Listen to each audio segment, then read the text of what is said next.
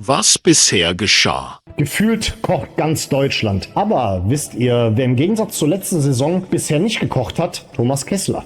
Keine Ahnung, ob er seit Saisonende sich im Dornröschenschlaf befindet oder irgendwo in einem Bunker sitzt und einen komplexen Masterplan entwickelt. Ich weiß es nicht. Hallo, Moje, Jode Dach. Herzlich willkommen auf meinem kleinen, bescheidenen Kanal. Ich bin der Leo. Schön, dass ihr eingeschaltet habt. Ja, liebe Freunde, vor ungefähr einer Woche habe ich mich ja ziemlich darüber aufgeregt, dass wir immer noch keinen neuen Spieler verpflichtet haben. Das war natürlich auch ein bisschen so als kleiner Arschtritt an Thomas Kessler gedacht. Mir ist schon klar, dass sowas manchmal ein bisschen dauert, aber ein bisschen zu lange hat es mir dann im Nachhinein schon gedauert. Und nun ja, der erste Spieler wurde nun verpflichtet. Wir verlieren ein paar Worte über diesen Spieler. Ich selber muss aber auch ehrlich sagen, die Infos, die habe ich mir natürlich aus dem Netz gezogen, weil die letzte Zweitligasaison, die habe ich ja im Prinzip kaum verfolgt, außer so ein paar kleine Zusammenfassungen, hin und wieder mal das Topspiel der zweiten Liga mir angesehen, aber ansonsten, ich habe es nur rudimentär verfolgt. Deswegen, aufgrund dessen, dass dieser Spieler dann halt aus der zweiten Liga kommt, bin ich nur rudimentär informiert. Ich musste mir wirklich einiges aus dem Netz saugen. Also, wie heißt denn der Gute? Luka Lochoschwili. Ich habe jetzt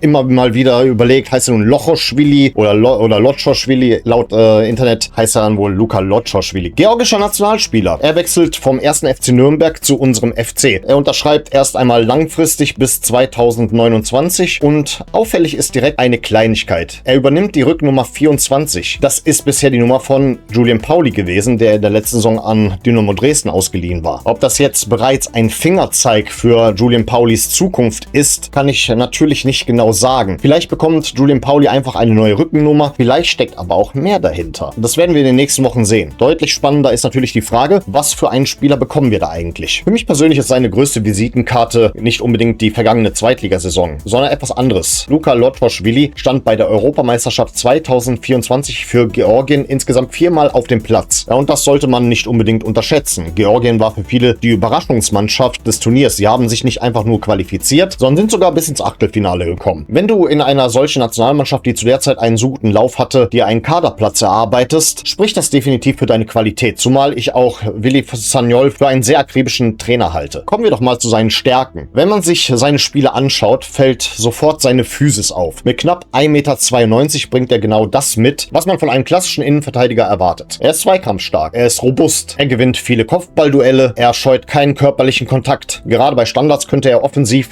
wie defensiv ein echter Faktor werden. Hinzu kommt seine Mentalität. Lochoschwili wirkt wie ein Spieler, der unangenehm zu bespielen ist. Einer, der sich in jeden Zweikampf wirft und keinen Stürmer freiwillig einen Meter schenkt. Außerdem ist er Linksfuß und nun ja, offensichtlich ist er da ein bisschen variabler einsetzbar. Das heißt, er könnte theoretisch gesehen linker Verteidiger spielen, aber es ist nicht seine primäre Position. Deswegen gehen wir mal davon aus, dass wir weiterhin nach einem ganz klaren linken Verteidiger suchen. Aber jedenfalls das Thema Linksfuß, das klingt zunächst nach einer Kleinigkeit, ist für Trainer aber unglaublich wertvoll, weil dadurch der Spielaufbau auf der linken Seite deutlich natürlicher funktioniert oder funktionieren könnte, je nachdem, wie er sich hier so macht. Hinzu kommt, dass er in der letzten Saison seine offensiven Qualitäten unter Beweis gestellt hatte mit 2 Torvorlagen und 5 Toren. Da auch einige Schwächen. Es gibt da Punkte, die man natürlich ehrlich ansprechen sollte. Lochoschwili ist kein Innenverteidiger, der das Spiel mit spektakulären Pässen eröffnet. Also wer da jetzt so einen klaren Ballverteiler erwartet, der wird wahrscheinlich enttäuscht werden. Auch sein Tempo gehört nicht zu seinen Stärken. Für seine Größe bewegt er sich ordentlich, aber gegen extrem schnelle Bundesliga-Stürmer könnte das durchaus zur Herausforderung werden. Und dann kommt für mich ein ganz entscheidender Punkt. Die erste Bundesliga ist eben noch einmal etwas ganz anderes als die zweite Liga. Ja, er war vergangene Saison einer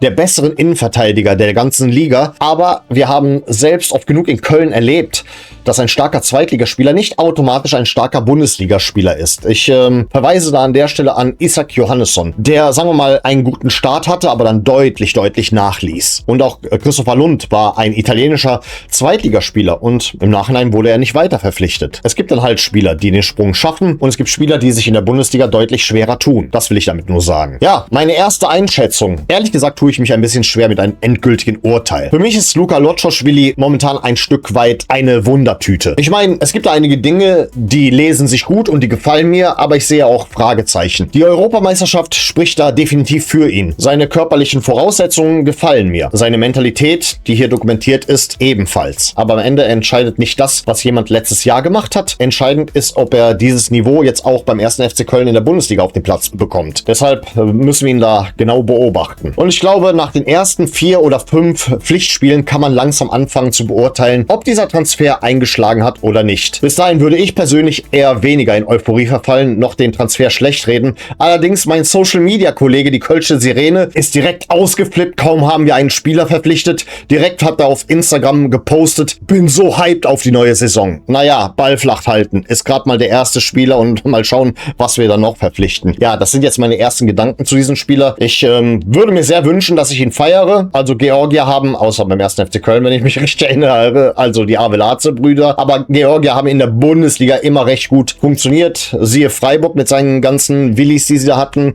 Jaschwili, Kobiaschwili, Zikischwili auch, glaube ich. Ja, könnte funktionieren, könnte aber auch nicht funktionieren. Aber Georgien hat mittlerweile eine recht gute Nationalmannschaft. Deswegen, wenn er Teil dieser Nationalmannschaft ist, hat er seine Qualitäten. Schauen wir mal, wie sich das auf den 1. FC Köln überträgt. Das wäre es erstmal dazu. Schauen wir mal, was wir im nächsten Video diskutieren. Und ich bedanke mich recht herzlich für eure Aufmerksamkeit. Vielen Dank fürs Zusehen und ich sage mal an der Stelle auf Wiedersehen.